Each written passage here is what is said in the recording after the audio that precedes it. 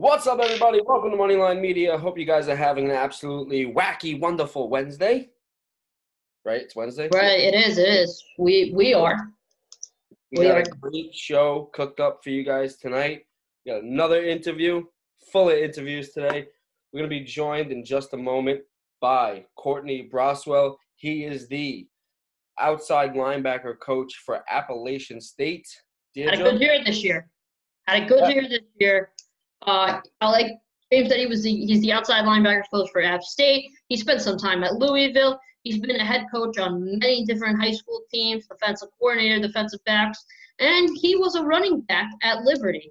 So we're excited to have him on, young coach, and let's get him on right now. Excited to hear what he thinks about the Sun Belts and everything going on so far. Hey, Cortney. Hey, how are you doing? Good. How are you? I'm outstanding. You're outstanding. A lot of traveling you said you were doing. Any jet lag? Are you okay? No. I'm not too bad. Just ripping and running. You know how that goes. So yes. I'm good, though. Yeah, I'm good. Great. We're excited to have you on. Yeah, I appreciate you guys having me. Yes. Courtney, thanks for coming on, buddy. So we're going to start off with how does a former running back develop into a defensive coach? Man, you know, I get asked that a lot. It really started in college. I played there at Liberty University for a guy named Ken Karcher. And Coach Karcher, my first year I played for Coach Karcher, but he had been a former NFL quarterback. He backed up John Elway in Denver in the late 80s, I guess early 90s there. And so just from a schematic standpoint offensively, we had to know so much about defenses from, middle of field open, middle of field close, front, blitz look, protections, all those, 3-man, 4-man, all those different things that we had to learn. And I just kind of took an interest in it. And then you fast forward to my first year coaching back in 2009. I was coaching running backs at Ringgold High School, and for me, it just didn't keep me entertained enough. It was, okay, carry the ball this way, carry the ball that way. I was always kind of paired with somebody else. I was never really by myself.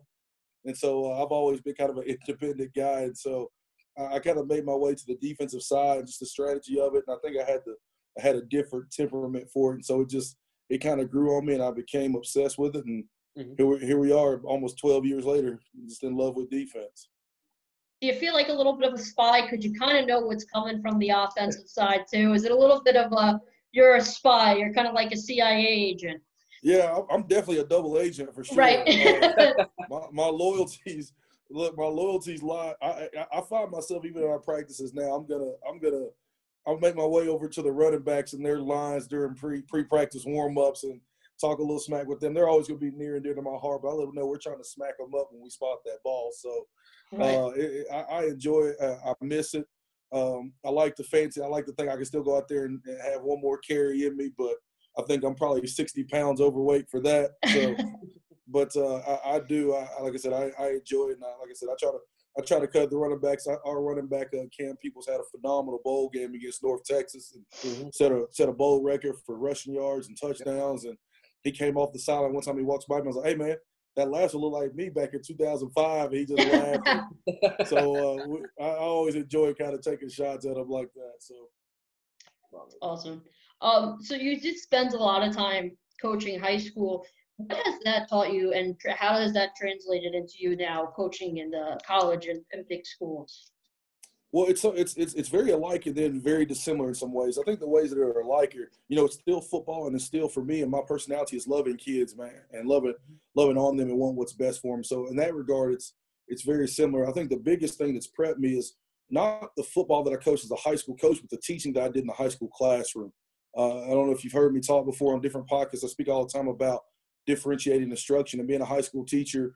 I taught regular education, history, and American government and world geography. And you have a classroom of 25 to 35 kids in it, and you're trying to find a way to get the same amount of knowledge disseminated to the same amount of people that are at different socioeconomic levels, different learning levels, different learning abilities, different learning styles. And so you got to get that information out so they can all perform on an end-of-the-year assessment. And so I think having that type of environment, that kind of pressure, because you're talking about people's education, and the way I went about it as a teacher really helped when you get in the room as a position coach, because it's the same thing. You got kids from all different economic levels all over the country. They all learn differently, but the thing that's synonymous is that we all have to learn how to do a job at a really high level in a very short amount of time, and execute that as a physical task. In the classroom, I would think it's simpler in ways because there's no physical ability involved in it. There's no physical exertion involved in it. So you got to get guys that have different athletic abilities to try to perform this task at a high level with different type of skill sets. And so I think that differentiated instruction, of being able in my meetings to give it to them on notes, to do it as a walkthrough, to do it just watching film, it hits all those different learning styles, and the guys seem to respond to it well. But I think had I not had that background, it would have been a lot more difficult to make the transition. Gotcha. Absolutely. So you said you've been coaching for over 12 years now. What has this season been like, coaching through COVID-19 and through the pandemic, than any other season before? Man, I think we're all really appreciative, because at one point we didn't know what was going to happen. I remember in March when quarantine first came down, we're thinking it was unprecedented, man. It was something that ought to be a couple weeks, we'll be back, and all of a sudden, days turn into weeks, weeks turn into months, and next thing you know, it's almost been a year and things still aren't really back to normal. We're trying to assimilate into something that resembles normalcy. I think the biggest thing is what you always practice, man, is resilience and grit. And I just have to tip my hat to all the college players, coaches, support staff, trainers, everybody that made this season possible, for those of us that were able to play and for those of us that are getting ready to go into playing. I think the biggest thing, man, is it makes us appreciative, because the only normalcy a lot of us had was between those white lines for 2.5 hours every day. So if anything, it made me more grateful for the opportunity to coach. I think it made the players more grateful for the opportunity to play. And I think that's probably the biggest thing that made it different, because I didn't realize how much I took for granted, fresh air. Yeah. You know what I mean? Like, you're out there coaching in a mask.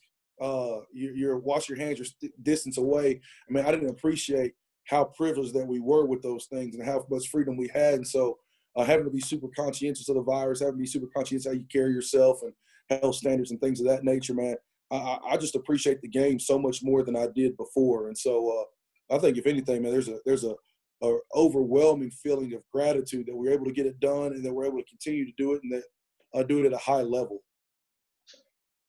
How tough was it? I don't think did you guys have any cancellations? We had some postponements. Yeah, right? We had some postponements. How tough was that going into a week? Because we've had a couple of guys on who were with Conference USA, and they would literally go a month without playing. How tough was that for your players and you as a coach to kind of get that game plan? Oh, I think it's going to reveal your culture. Right. And for us, that's how we felt about it. And certainly, people deal with it in different ways. But for us, it revealed our culture that, if you stay ready, you never have to get ready. And so it was never a doubt in our minds that our guys would do what was necessary outside of the building, away from the building, in their respective hometowns, to stay ready for when the time came that we were going to play. And so I think you have to put a great deal of trust in your players. There has to be a great deal of leadership, responsibility on their part to handle business. I mean, even from day to day, all right, COVID's still here, practice is over. You're going back to your room to isolate. Are you going to go out and be out in the restaurants and things like that? And it's tough as a college kid. That's part of the college experience, is getting out and enjoying yourself. So I think it just really showed kind of what their focus is. And they always say focus is not what you see, it's what you refuse to be distracted by. And our guys limited their distractions. And really all guys, programs everywhere that were able to battle through and play a full schedule or even play any amount of games, just shows the ability and the focus of college students, which, a lot of times people question and wonder about how focused can they be in a world that's so full of different distractions. So the fact that they're able to get that done is unbelievable. So it's just a nod to them and their ability, but it's difficult. It was a difficult task. I think we probably watched more film and over-prepared more than you ever had. But again, it goes back to, there's a lot of time that, on the positive side of it, there's a lot of time that a lot of people got to spend with their families that they otherwise didn't get to spend. And so for as bad as it was and as awful as this thing has been, if there's any positivity out of it, we all got to spend some much needed time with family members that we probably wouldn't have gotten to see as much through this thing. So how was recruiting different this year for Appalachian State and just in general? I think for coaches as a whole, there's a lot of guys signing people they've never seen before in person. And so I think for us coaches, it really tested us on trusting what we saw on film, trusting the tape, and trusting our skills to evaluate somebody based on what we saw on film. And so I think from that regard, you did a lot more. You had to rely, obviously, virtually on virtual visits, virtual position meetings, virtual recruiting. And so just, again, a nods off to kids that it's hard on the high school kids too. Yeah. It's very difficult on them because there's guys committing the next 4 years of their life to a place they may not have seen in person yet. And so, again, I think it goes back to the ability of coaches and players to trust one another. There's some really good coaches out there that recruited really good players and been able to do so, selling them basically on themselves and what the program stands for. And so I think that's a really special thing, and it's a difficult thing to do, and hopefully there's some normalcy down the road for us. For sure. Absolutely. So Appalachian State led the Sun Belt this season in scoring defense. How proud are you of those guys, and what does that accomplishment mean to you? It's just a nod, again, just in the midst of everything, limited training camp, limited practices, limited interactions, to go out and play at such a high level of football against really good football teams. Obviously, yes. Louisiana Lafayette and Coastal Carolina finishing in the top 25 in the final poll, us finishing right outside at number 26. It's just a nod to how hard our guys play. They effort themselves into a lot of plays, and so they really bought into the standard of football that was set before them. They've been playing great defensive app for a long time, especially since they made the jump to FBS football. So it's really, man, it's always proud when you see all the hard work and all the things from behind the scenes come to fruition on Saturday. So we're extremely proud of them. It's a nod to our defensive coordinator, Dale Jones, of getting those guys believing and playing hard, and just each coach and player just buying into what it was that we want to be defensively. We want to be one of the best in the country, and we certainly felt like, we left a lot of plays on the field that we wish we could have made. I think that for the competitor and us, it gives us something to look forward to try to fix and eliminate some mistakes and improve on what's been a really good season. We talk about this season, but looking forward, Coastal Carolina has Grayson McCall, young quarterback. I know Georgia State, who was kind of blossomed late in the year, has Cornelius Brown. I know Louisiana Lafayette's quarterback is coming back as well, he announced. As a defensive coach, how are you getting ready for this next season with your guys, especially with these young quarterbacks coming up in the Sun Belt? Well, I think the one thing that's synonymous with Sun Belt is really good quarterback play. I mean, whether it's Lewis at Lafayette, whether it's McCall at Coastal, I mean, there's some guys that can really spin the football. They do a really, really good job. And so I think for everybody, you're never going to contain them. You're never going to stop them. You just got to try to eliminate those plays. And so you go back and you certainly study the things that you wish you could have done better. But one of the things that makes those guys so special is their ability to make plays that only they can make. And so obviously you have to recruit guys that can go and make tackles that only they can make.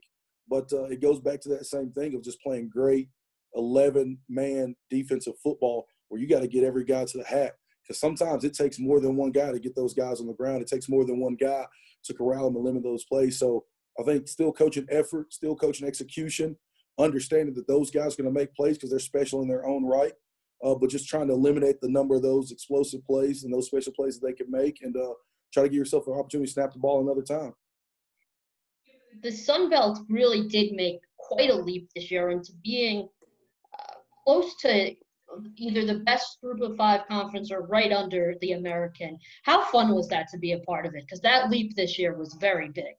Well, I think for a conference, and I'm probably speaking out of turn, but I think for a conference, we felt like we've always played great football. We felt like we've always had good teams. We felt like we've always been one of the premier conferences in Group of Five football. And I think this year you just kind of got to see that come to fruition on a national stage because of the success of Lafayette and because of the success of Coastal. App's been really successful, as has Lafayette and those other programs. And so it was you hate to say it, but in a way you feel like because there were so many teams that started the season out not playing, it gave Sun Belt teams the opportunity to get out in the forefront and kind of make a name for themselves, and then do a really good job throughout the remainder of the season, staying in the discussion. So, everybody wants respect, and I think we certainly feel like we've gotten that. just not respect as in not good football, but respect in terms of recognition for the type of football that we play and the coaches that we have throughout the conference. Yes.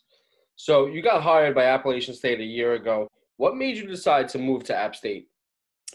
Man, well, for me, it becomes a personal story because it started with a relationship that I developed with the coaching staff back when I was a high school head coach. And, I brought my teams up to here for training camp on back-to-back years and just had an unbelievable time. And just the championship culture and the tradition and the growth and what people do once they come here and they leave here. My high school head coach, who's like a father to me, coached at Appalachian back in the late 80s. He was on the staff of Sparky Woods. They left and kind of got the thing going. They left and went. Sparky became the head coach at South Carolina. And then Jerry Moore comes in, and the rest is kind of history from there. So being a part of that tradition, that consistent winning tradition, is something that I don't think you could ask any more from as a young coach to become a part of, kind of figuring out what the secret sauce was. And so for me, it meant everything to me. It's been exactly what I thought it was, and then so much more in a lot of ways. And so having the opportunity to start my career here with the group of guys that we're coaching with and playing with, man, it's been absolutely phenomenal. We were just talking about the Sun Belt and how great it's been. In a way too early, as ESPN put it, a way too early top 25. There are two teams in it. You guys are right on the outside currently with Louisiana and Coastal Carolina. How excited are you to get the chance to make that top 25 again?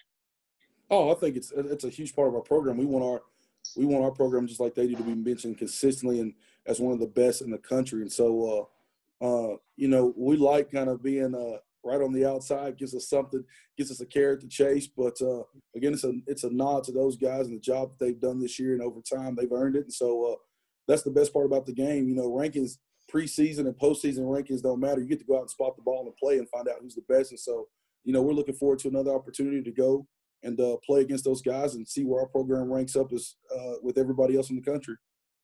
Amazing. All right, so we do this game with all of our guests.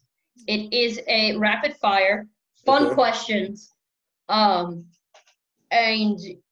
just first thing that comes to your mind. You don't have to go super fast. It's whatever you want. It's just a fun thing to do. So I'll start. Where is your favorite place to coach? Like the atmosphere, an away team. Ooh, man, Georgia Southern was awesome. They hated us. Okay. And I think we hate them. But just the fervent passion of hatred in that rivalry is unmatched. So the taunting, the heckling, all that, it is an atmosphere in a COVID year that's unlike any other. So you could really feel the heat, and that was absolutely incredible. Awesome. They're another team that's coming up. Yeah, no doubt. They're doing a really good job. Absolutely. Yeah.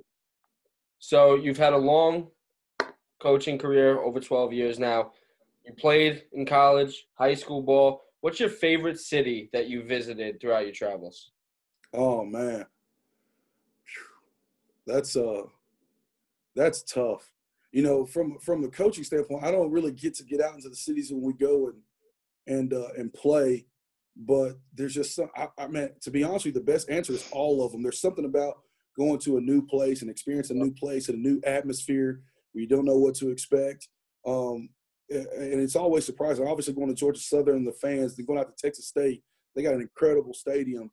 Going to Marshall and playing in front of 12,000, and again, like a heated rivalry there. We're not in the old, reigniting an old Southern Conference football rivalry.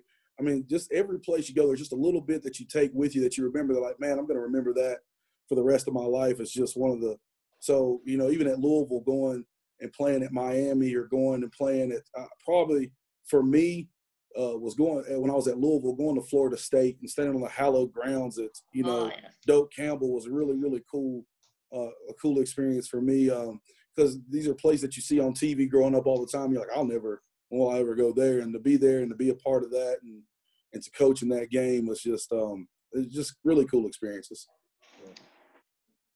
Do you have your players watch a specific linebacker? Like if you had to tell them, hey, watch this outside linebacker. This is someone I would want you to model your game after. Who is that? Yeah, we've done a few things like that. Honestly, I like for them to watch each other. Like I try to make have a great student assistant, Tyler Roundtree, that does a really good job after games of pulling really unbelievable clips. And so we try to keep them together, but it's more or less like trying to watch each other and encourage that, not only competition, but to encourage that to show each other the good job they're all doing in the room. And so if I had to pick somebody for them to watch, our skill set is so vast. What we do at outside linebacker, they're going to rush like a defensive end, they're going to cover like a safety, and they're going to tackle like an inside linebacker. So if I'm just picking guys off the top of my head, obviously I love the way Khalil Mack plays. I love the way Von Miller plays. Talking about a Swiss Army knife of a guy, Jamal Adams does a lot of things like set the NFL record for sacks by a safety. Like that's probably a skill set. So I think it's just plays that guys make. I love showing them stuff from guys outside of what their traditional skill set would be. And so, and then just show them things that each other do. We try to encourage that, in the meeting. So, man, anytime guys are doing things that are out of their wheelhouse or doing it well, we like to kind of hit on those or highlight those in the meeting. What's your favorite home-cooked meal? My mom's dressing by far, man. It's my go-to. I want it for Thanksgiving, which is my favorite holiday. I love Thanksgiving, man. It's just like Christmas if you don't have to buy anybody anything. Mm-hmm. So, which is good. So, I enjoy my mom's dressing. It's gonna be a Thanksgiving dish. It's gonna be a Christmas dish. It's gonna be a Happy New Year's dish. It's what I asked for on my birthday. So that's my go-to. What's the dessert? Oh man, you know what? If I have to pick, man, I'm always gonna pick like either a warm piece of cake or brownie, and ice cream is always like my go-to. Right. But if I'm just living my best life, it's gonna be red velvet cake probably. Red velvet's my favorite. Yep, that's a good one. Something about that cream cheese icing, man. It's just different. Absolutely. So good. Do you have a favorite NFL team? Oh yeah, I ride with the Falcons all day long. I mean, I'm a home state guy. They break my heart. I don't know. I don't know why they love to hurt me, because they're always just good enough to give me hope, right, and just bad enough at the end to break my heart. But I love them. I ride or die with them. Even this year, even Coach Morris, when he got the job, did a really good job of holding together. But there's still so many games that you're like, man, you're 20 points away from winning the NFC South. So it's every year. It keeps it interesting for sure. But man, I love my Falcons ride or die. Falcons ride or die. Yeah, it's been. Are you ready for them to rebuild? In my mind, it's been a rebuild since we came into the league. It's been a rebuild. Okay. Other than the Super Bowl a couple years ago. Oh, then, heartbreaker. With Chris Chandler and Jamal Anderson and those guys back in the late '90s. Other than that, it's been a pretty much consistent rebuild, it seems. But it makes it interesting. I don't love them because of the winning and losing. I love them because there's some pageantry behind it to me, and it's the home state team. Gotcha. So if you could take any outside linebacker ever and you had the opportunity to coach them, which player would it be? Oh, Lawrence Taylor. Probably Lawrence Taylor. Just the tenacity. Yeah, I knew you would like that one. James. Just Lawrence Taylor, man, just the tenacity and the grit and the toughness and just the just ferocity they play with. Man, he played with a reckless abandonment. Absolutely. And so I just think, man, from an outside linebacker, he revolutionized the way the position was played and what it was. And so to have the opportunity to coach somebody like that would be phenomenal. And of course, you're the greatest coach of all time if you coach Lawrence Taylor. So good players make great coaches. This is true. So one last question for you before you go. What should we expect from Appalachian State, especially their defense, in the 2021 season? Well, I think you're just going to see I think you're going to see continued improvement. I think certainly for our guys, there's some points, like I said, that we left out on the board that I think there's going to be a point made to rectify those mistakes and to continue to improve. Obviously, there's a lot of guys coming back on defense. There's a lot of guys that are really hungry to get back to that top Sun Belt spot and return to the conference championship. So I think from a defensive standpoint, I know Coach Jones is going to have the guys ready to play. There's going to be a great plan in place, and they're going to execute that plan. And I think you're going to see those guys continue to play with the ferocity and tenacity and the speed that's just really uncommon. So we're excited for what the future holds. We're excited to watch what the future holds. Coach, thank you so much for joining us. Best of luck. Stay safe.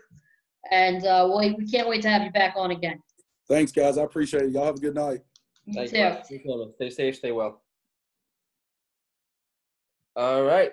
That was Cortney Braswell, outside. I said offensive. The outside linebacker coach for Appalachian State. Cortney, great dude. Go Appalachian State. Go App State. Go App State.